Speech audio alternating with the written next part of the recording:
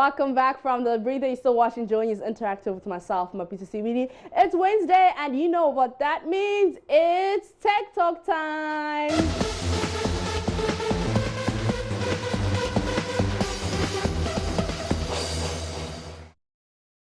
And our Tech Talk head joins me for Tech Talk. What's up, Spikey? I'm good. I love your energy. Yeah. You know what I'm saying? You know what I'm saying? You know what I'm saying? You know what I'm saying? You know what I'm saying?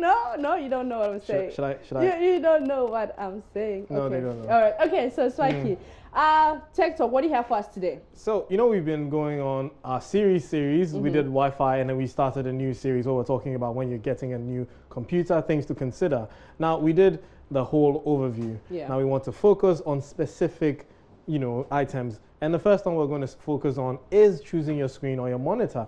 So if you're buying a laptop or a desktop, you also have to consider what kind of screen or monitor it uses. Okay. It may sound to some people like, it's just a screen. Why do I need to be concerned? Well, you'd be surprised. So first off, you need to know whether you are using it for gaming, using it for professional use, or you're just a general user like Maps. Okay. I'm a gamer, and a professional user, so I sort of need one of the two. And if you're using a gaming monitor, there's certain things that you need to consider, like your refresh rates, and your response time, and your resolution and all that. If you're using it for professional use, it's the color accuracy. So professional use being what exactly? Like video editors, photo editors, graphic designers, they're more concerned with the color accuracy of the display, because you want whatever it is that you're showing on your screen to be what you print out or what you send to your clients. Okay. Now, for general use people who just use their laptops or their computers for Word and Excel, any monitor, but it should just be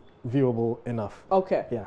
So moving on, the first thing that you need to consider is your resolution. Now, when you say resolution, I don't mean your New Year's resolution. I mean like the size of the screen. So a screen like this is running at 1080, 1920, that's horizontally, 1920 and 1080 pixels per inch. Okay. Now, with this being said, it means that you're going to get a certain level of, picture quality. Now, there are different resolutions. You have 1080p, you have QHD, and then you have what you've heard of 4K, right? Yes. So that's what I've indicated here. You can see that the 1080p, the 720, which is the lowest, is not too sharp. Full HD, which is 1080p, it's a bit sharp. And then 4K, which is 2160p, that's very sharp. So if you're someone that wants very good quality, you want to be looking at a 4K screen, but that would come at a higher price. So if you're willing to dole out enough money for that, I don't mind recommending a 4K to you. So for 4K, you would recommend it to the gamers? And the professionals, yes. And then with the other one, the first one, you prefer the 1080. The 1080, you'd give it to like general use. But now, doesn't that affect your eyes or anything?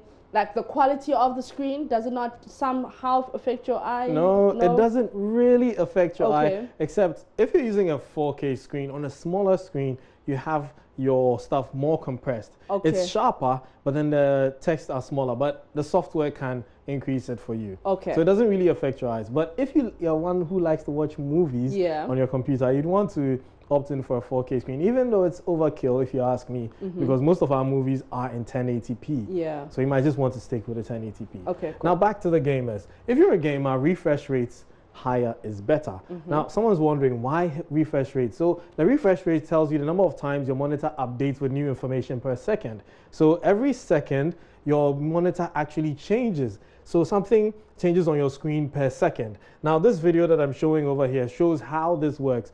Per every second that something is happening on the screen, it has to change, like update at that very second. Now, the basic screens that we have are pushing about 60 hertz.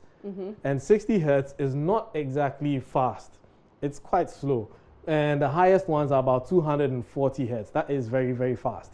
Okay. So, well, if you ask me, if you're a gamer and you can afford, go for 144 hertz or 240 hertz per second. That updates faster than the regular 60 hertz screens. So moving on, still with the gamers, they can also get screens that have higher response times. When we say higher response times, over here I've written shorter is better, because shorter means higher. I know it's it confuses people, but it tells you how long a monitor takes to change the individual pixels on the screen. So for instance, this screen is showing black. For it to change to white, it takes time. Okay. Yes, so the slower it takes to change from black to white, that is a higher, like a longer response rate, but you need shorter. So you need one that is about 0.5 milliseconds. That's very quick to change from black to white. Then moving on, if you're also looking for a screen, that other things to consider, we have TN screens, we have IPS, and we have VA. Okay, so you have to dive deep into down. Yes. Yeah. So TN monitors, they're fast, but they don't have very good viewing angles. When I say viewing angles, you know, when you're looking at your TV straight on, you're getting a good image. But when you're looking at it from an angle, then it starts to deteriorate in picture quality. So TN screens don't have, you can see that from here. If you're viewing it from the side, you can see the TN screen is not very clear at the bottom. If you're looking at it from below, it's also not very clear. If you're looking from above, the colors tend to mess up. Okay. But when you're looking at it straight on, it's good. So these TN, IPS, and VA, are they specific to specific brands of laptop? Or if I say a MacBook, all the MacBooks have TNPs? I'm just trying to get it. So is it specific to brands? No, it's not specific to brands, but certain brands, like you mentioned, Apple, they like to stick to IPS. Okay. Because IPS displays, they give you better response time, and then they show very good, accurate colors. Okay. Versus the others. You know, Apple, they're very perfectionist with everything they do. So they wouldn't go for one that shows, you know, poor quality and the rest. So other brands, they would give you the options. You have other brands that would give you IPS, they have VA, and then they have TN panels, depending on the model that you want. So if you agree with yourself that, hey, I'm more concerned with my color accuracy, and so I want an IPS, you go in for a computer that has an IPS display. Okay. But if you want a monitor that is faster, with faster response rates and faster refresh rates, then you're going for TN. But if you know that you don't always sit directly in front of your computer, you may want to consider maybe a VA or an IPS. Okay. But then again, people don't really notice. Another thing that has become a thing now is curved screens. Yes. For wondering, should I get a curved screen? It looks cool, it looks nice. Is it really as immersive as they say? Well, if you get them as wide as you're seeing on the screen, then yes, it is immersive. Because imagine you're sitting in front of this large screen and look from all this angle, it surrounds you and it curves. So, you know, you're sort of like immersed in it. But does it have an advantage versus the flat screens? Not exactly.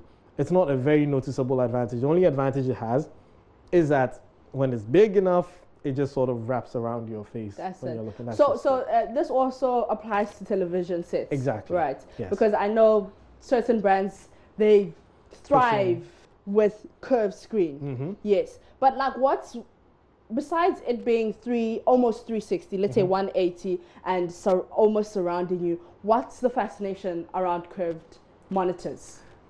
It just makes for a good, you know, accessory in your hall, if I should put it like that. Okay. But really, it just makes it less straining for your eyes, like they like to say. But there hasn't been any scientific proof for that, say that it prevents you from straining. All I know is that if you're sitting on the edge of a curved screen, it's going to make it difficult to see that side. Imagine a screen is curved and you're sitting at this edge looking at this side. It will make sense. Okay, yeah. So, I mean, best to sit in the middle, but it looks good, and I like the feeling you get when you're sitting in front of a curved screen. No, my laptop has a curved screen, right? Yeah. Okay, so for gamers, you definitely recommend this. Yeah, because it's immersive. You are inside the game. Inside the game. Playing. Okay, cool. All right, so should I get a curved monitor? Maybe, yes. All right, cool. All right, so is that what you have for us today? That's what we have for you today. Okay. We'll have any more next week with other focus on the other parts of the computer. All right, but for a general use person, what's the most important thing I should look out for? Just, on a monitor. You know, in a monitor. Just literally, I'm walking into a laptop shop. What should I look out for? Well, most importantly, the resolution. Okay. Because going in, some laptops come with as low as a 768 pixel resolution, and that is quite low by the standards we're in now. I mean, your phones are pushing about 1080. Yeah. So why would you get a laptop that's pushing less pixels? And you don't have enough, when we say screen real estate, you don't have enough space on your screen to do stuff.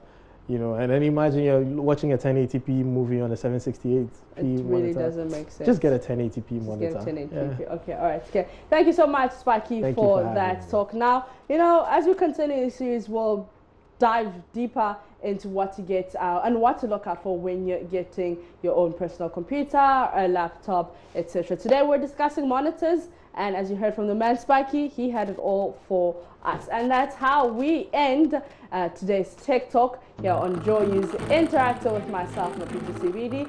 And that's how we end the rest of the show. JoyNews Interactive, you know how to continue the conversation on Facebook, Twitter, and Instagram. We're JoyNews on TV. And I am Mapita CBD. Have yourselves an awesome Wednesday.